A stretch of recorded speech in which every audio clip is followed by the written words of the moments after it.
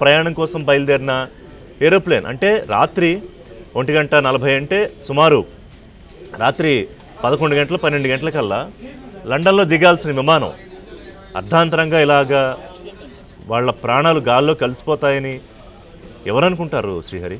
Yes, ఇది నిజంగా మాటలకు అందని విషాదం. యావత్ భారతీయుల గుండెలను కూడా మెలిపెడుతున్నటువంటి ఒక దురదృష్టకరమైనటువంటి సంఘటన ఋషి. సో ఈ యొక్క ప్రమాదంలో మీరు అన్నట్లుగా మొత్తం కూడా 169 మంది భారతీయులు, 53 మంది బ్రిటన్ పౌరులు ఉన్నారు, 7 పోర్చుగల్ పౌరులు, 1 కెనడా జాతీయులు, మొత్తం కూడా 61 మంది విదేశీ ప్రయాణికులు. మిగిలినటువంటి వారందరూ కూడా భారతీయులు.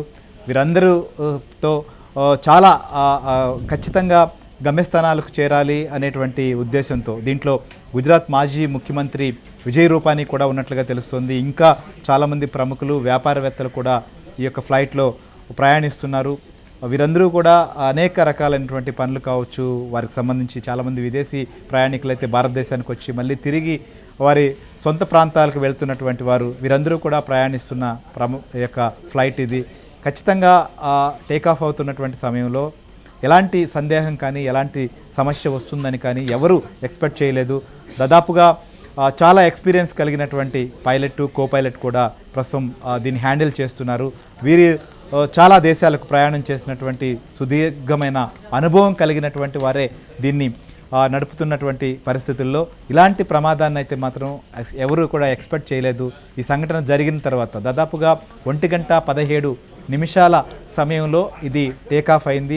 టేకాఫ్ అయినటువంటి కొన్ని నిమిషాలకే ఈ యొక్క ప్రమాదం జరిగింది. సో కూలిపోయినటువంటి ఏదైతే ఫ్లైట్ కూలినటువంటి ప్రదేశం ఉందో అక్కడ దాదాపుగా 2 భవనాలు ధ్వంసమైనట్లుగా కూడా మనకు సమాచారం అందుతుంది. ఈ యొక్క భవనాల్లో ఎవరున్నారు, ఈ భవనాల్లో ఎంతమంది ఉన్నారు, వారి పరిస్థితి ఏంటనేది కూడా చాలా ఆందోళన కలిగించేటువంటి అంశం ఋషి.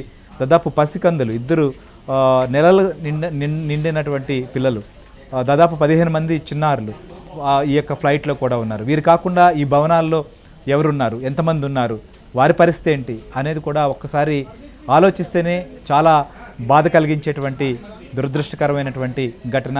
ఈ ఘటనకు సంబంధించినటువంటి దానిపైన ఇప్పటి వరకు అటు కేంద్ర ప్రభుత్వం, హోంశాఖ కావచ్చు, విమానయాన శాఖ ప్రకటనలు జారీ చేస్తున్నాయి. ఖచ్చితంగా ఇన్ఫర్మేషన్ సెంటర్ ఏర్పాటు చేసాం, సమాచారం అందిస్తున్నాం, అక్కడ సహాయక చర్యలు అందిస్తున్నాం, క్షతగాత్రులకు మెరుగైన వైద్య సేవలు అందించేటువంటి ప్రయత్నం చేస్తున్నామని.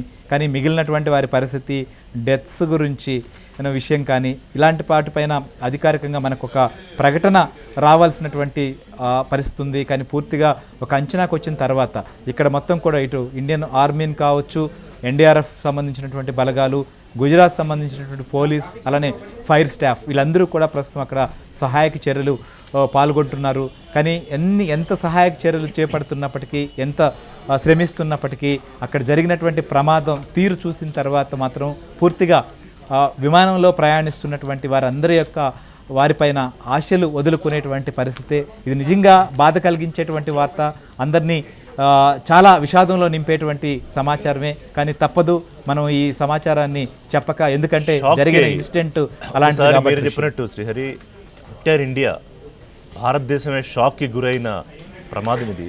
అంటే ప్రతిరోజు 3,000 నుంచి 3,500 కమర్షియల్ ఫ్లైట్స్, అంటే భారతదేశానికి వచ్చేవి కానీ, భారతదేశానికి వెళ్ళేవి కానీ, డొమెస్టిక్ ఫ్లైట్స్ కానీ టేకాఫ్ అవుతాయి, ల్యాండ్ అవుతాయి. ప్రతిరోజు ప్రతి వాళ్ళు అనుకుంటారు గమ్యస్థానానికి వెళ్తాం, బయలుదేరుతున్నాం అని. కానీ ఇవాళ ఈ ఎయిర్ ఇండియా ఫ్లైట్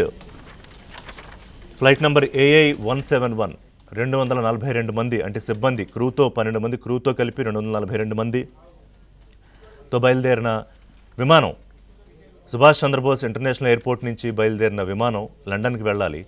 టేకాఫ్ అయిన 5 నిమిషాల్లోనే కుప్పకూలిపోయింది. కూలిపోవడం వితిన్ సెకండ్స్లో పెద్ద ఎత్తున ఫ్లేరప్స్, పెద్ద ఎత్తున మంటలు. సో విమాన ప్రమాదం చూస్తేనే అర్థమవుతుంది. కానీ ఆశాభావం వ్యక్తం చేస్తాం కదా మనం, ఆప్టమిస్టిక్ నేచర్తో. కనీసం బతికి బట్టగడతారు కొంతమంది అయినా. కానీ మీరు చెప్పినట్టుగా అందులో ఇన్ఫాంట్స్ కూడా ఉన్నారంటే it's very unfortunate Srihari. Yes Rishi, ఈ యొక్క ప్రమాదానికి సంబంధించిన దానిపైన దేశ ప్రధాని నరేంద్ర మోదీ కూడా, ఇటు కేంద్ర మంత్రి అమిత్ షా, అలానే రామ్మోహన్ నాయుడు వీరిద్దరినీ కూడా ఆదేశించారు. వెంటనే సంఘటనా స్థలానికి కూడా చేరుకోవాలి, అక్కడ పరిస్థితిని కూడా పర్యవేక్షించాలని చెప్పి హుటాహుటిని కూడా అటు అమిత్ షా కావచ్చు, రామ్మోహన్ నాయుడు బయలుదేరారు. గుజరాత్కు వెళ్తున్నారు, అహ్మదాబాద్కు. ఏదైతే ప్రమాదం జరిగినటువంటి ప్రాంతం ఉందో అక్కడికి చేరుకున్న తర్వాత పూర్తిస్థాయి పరిస్థితులన్నింటినీ కూడా పర్యవేక్షించబోతున్నటువంటి పరిస్థితులు మనకు. సో అయితే ఇప్పటి వరకు మనం చూస్తున్నాం అక్కడ ప్రమాదం జరిగినటువంటి ప్రదేశం అది. ఆ ప్రదేశం మొత్తం కూడా ఒకసారి మనం పరిశీలిస్తే భవనాలు, పచ్చని చెట్లు ఉన్నటువంటి ప్రాంతం. ఆ ప్రాంతం అంతా కూడా కొన్ని విజువల్స్ మనం చూస్తే మొత్తం ఒక నల్లటి ప్రాంతం మొత్తం, అదంతా ఒక ప్రదేశం చూస్తే మొత్తం ఖచ్చితంగా